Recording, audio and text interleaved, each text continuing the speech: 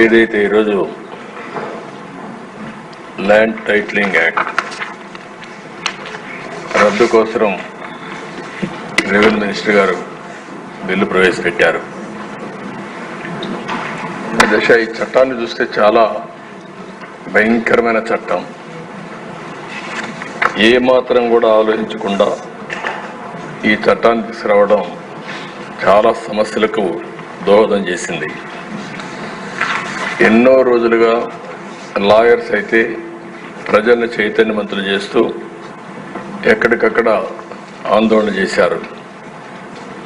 ఈ చట్టం కనుచుంటే పౌరుల ఆస్తి హక్కును మొత్తం మింగేసే పరిస్థితి వస్తుంది. ఇప్పటికే అధ్యక్ష రాష్ట్రంలో ఎప్పుడూ లేనంత ఈ భూ వివాదాలు పెరిగిపోయినాయి. చాలా దిక్కలు ఇప్పుడు నా నియోజకవర్గం కుప్పం నియోజకవర్గంలో చూస్తే ఎప్పుడూ నాకు ఒక్క కంప్లైంట్ కూడా రాలేదు. 40 ఏళ్ళ నుంచి నేను అక్కడ సీఎంగా, ముఖ్యమంత్రిగా, ఎమ్మెల్యేగా, ప్రతిపక్ష నాయకుడిగా ఉన్నాను. ఈ 5 ఏళ్లలో జరిగిన అవకతవకలు ఆ నియోజకవర్గంలో ఎక్కువ కంప్లైంట్లు వచ్చేది భూ వివాదాలపైన వచ్చాయి. నేను చిన్న చిన్న మీటింగ్లు పెట్టుకొని మాట్లాడేటప్పుడు ఏదైతే 22A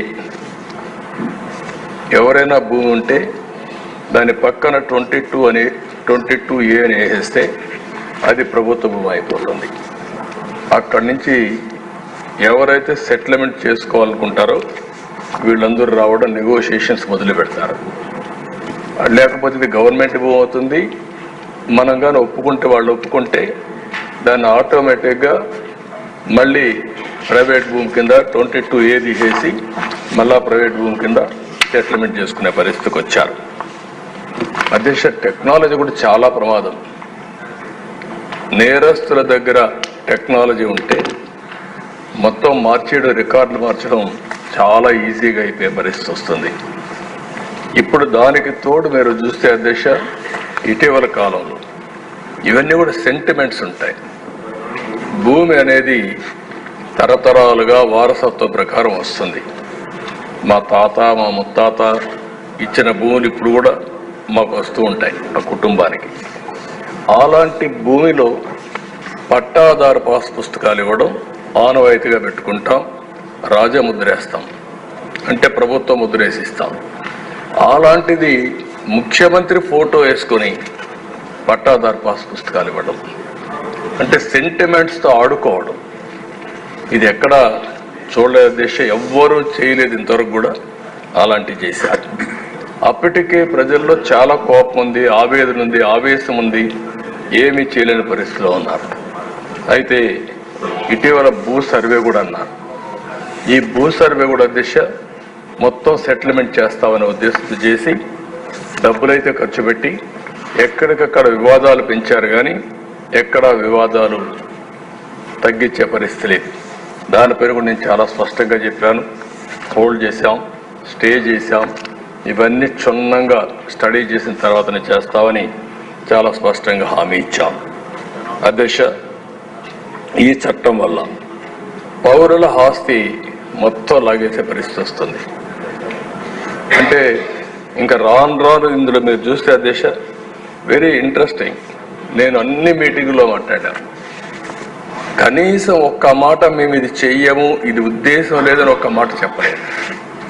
అంటే ఇందులో చూస్తే భూ వివాదంలో 533 సివిల్ కోర్టు అధికారాల్ని సెక్షన్ 338 నిషేధిస్తుంది. అంటే ఇంక అధికారం లేదు. ఎక్కడికి పోవాలి? నేరుగా హైకోర్టుకి వెళ్ళాలి. ఎంతమంది హైకోర్టుకి వెళ్ళగలుగుతారు? అంటే ఇక్కడ ఏ విధంగా పెట్టారో మనకు దీన్ని బట్టి అర్థమవుతుంది.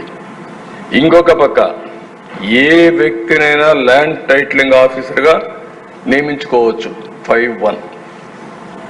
అంటే ఇప్పటికే మనం చూస్తున్న సాక్షిలో పనిచేసే అందరినీ తీసుకొచ్చి ప్రభుత్వాన్ని పెట్టారు. రేపు కూడా వీళ్ళ గుమస్తాలు మొత్తం తీసుకొచ్చి ఇక్కడ పెట్టేస్తారు. వాళ్ళ గుమస్తాలు పెడితే మన జాతకాలు వాళ్ళు రాస్తారు. ఏమవుతుంది దిశ? అదే రికార్డు మీరు ఒకసారి చూస్తే ఎవరైనా సరే ఈ భూమి నాదని ఒక పిటిషన్ పెడితే ల్యాండ్ ట్రిబ్యునల్కి వెళ్ళిపోతుంది. ఇంక ట్రిబ్యునల్కి వెళ్ళిపోతుంది, ఆర్బిట్రేషన్. అంటే ఇంకా మన చేతుల్లో లేదు ఇది. అంటే మీరు వివాదాలు పరిష్కారం చేయవలసిన ప్రభుత్వం ప్రైవేట్ ఆస్తులను లాగేయడానికి ఎత్తుగడేసే పరిస్థితికి వచ్చారు. ఇవన్నీ కూడా దిశ 1-2 కాదు. ఇందులో మనం చూస్తూ ఉంటే భారత వారసత్వ చట్టం రాజ్యాంగంలోని ఆర్టికల్ 21, 246, 300కు విరుద్ధంగా ఉంది. ఇంకో పక్క ఈ సెక్షన్లో ఉండేటువంటి ఈ చట్టంలో ఉండే సెక్షన్లు 10, 13, 14, 15, 25, 34, 36, 46 రాజ్యాంగ విరుద్ధంగా ఉన్నాయి. ఇవే కాకుండా ఈ చట్టాన్ని అమల్లోకి తెస్తూ జారీ చేసిన జీవో నెంబర్ 512 రహస్యంగా దాచిపెట్టారు. మనం అడిగితే దానికి సమాధానం కూడా చెప్పలేని పరిస్థితి వచ్చారు. ఇలాంటివన్నీ చూసిన తర్వాత దిశ చాలా ప్రమాదకరమైన చట్టం. నేను మిత్రులు పవన్ కళ్యాణ్ గారు కూడా కొన్ని మీటింగుల మీద చాలా స్పష్టంగా హామీ ఇచ్చాం. మేము వచ్చిన వెంటనే ఈ చట్టాన్ని రద్దు చేస్తామని చెప్పాం. ప్రజలు నమ్మారు. ఎంత భయంకరంగా అంటే దిశ ఒక అభద్రతా భావనకు లోనయ్యారు. మళ్ళీ దుర్మార్గమైన ప్రభుత్వం వస్తే మా ఆస్తులకు మాకు రక్షణ ఉండదు అనే పరిస్థితికి వచ్చారు. అధ్యక్ష కొంతమంది ఇక్కడి నుంచి అమెరికాకి వెళ్ళారు, వాళ్ళకు భూములు ఉన్నాయి, వేరే దేశాలకు వెళ్ళారు, వేరే రాష్ట్రాలకు వెళ్ళారు. వాళ్ళు కానీ ఒక్కొక్కసారి రికార్డులు చెక్ చేసుకోకపోతే రికార్డులు మారిస్తే తర్వాత ఆ భూమి ఆటోమేటిక్గా డీమ్డ్ క్లాసిఫైడ్ చేసేసారు. నోటీసులు కూడా ఇవ్వరు. ఇలాంటి చాలా ఉన్నాయి దేశ. ఏది ఏమైనా మేము చెప్పాం. చెప్పిన తర్వాత చాలా స్పష్టంగా హామీ ఇచ్చాం. హామీ ప్రకారం మొదటి సంతకం ఏదైతే నేను చెప్పానో డిఎస్సి అని మొదటి 5 సంతకాల్లో ఈ ల్యాండ్ టైటిలింగ్ యాక్ట్ కూడా పెట్టి రద్దుకు ప్రతిపాదన పెట్టాం. మొదటి క్యాబినెట్లో దీన్ని ఆమోదించాం.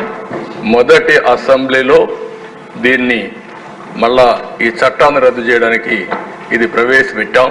ఇది మా చిత్తశుద్ధిని మరొక్కసారి తెలియజేసుకుంటూ సభ్యులందరూ కూడా దీన్ని ఏకగ్రీవంగా బలపరిచి ఈ నల్ల చట్టానికి మంగళం పాడాల్సిందిగా మరొక్కసారి ప్రార్థిస్తూ ఈ ప్రభుత్వం ఏ మాత్రం కూడా అజాగ్రత్తగా ఉండం. ప్రజల ఆస్తులు కాపాడుతాం, ప్రాణాలకు రక్షణగా ఉంటాం. ఇలాంటి చట్టాలను ఎట్టి పరిస్థితుల్లో ఆమోదించమని మరొకసారి తెలియజేసుకుంటూ మీ దగ్గర సెలవు తీసుకుంటాం.